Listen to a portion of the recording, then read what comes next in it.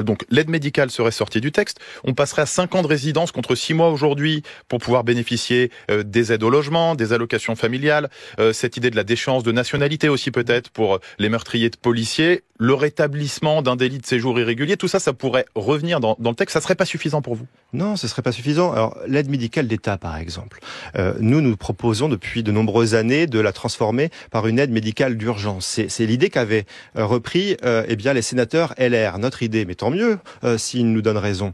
Mais là, si on revient dessus, ça veut dire quoi? Il faut l'expliquer aux Français.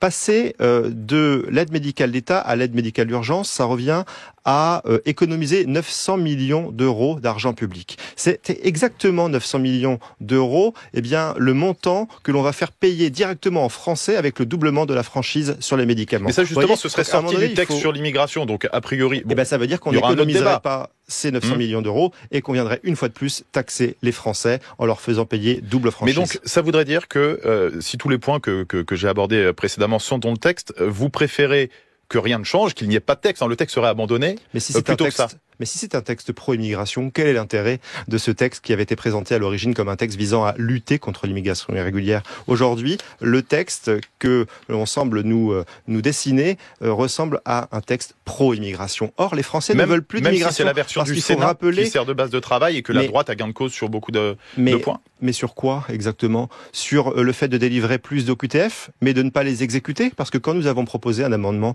pour permettre d'exécuter les OQTF en sanctionnant obligatoirement les pays qui refusent de nous délivrer des laissez-passer consulaires, là aussi, il y a eu un refus et de LFI, et de la majorité présidentielle, et des Républicains. Donc, que veulent ces gens en matière d'immigration? Moi, je voudrais qu'ils écoutent les Français. Les Français en ont marre de l'immigration massive. Il faut rappeler qu'il y a entre 600 et 900 000 clandestins en France. C'est plus possible que l'immigration coûte près de 54 milliards d'euros par an aux contribuables français. Que, par exemple, l'immigration est vecteur de délinquance. Qu'à Paris, pour prendre cet exemple, 48% de la délinquance est du fait des étrangers. Donc, à un moment donné, trop, c'est trop.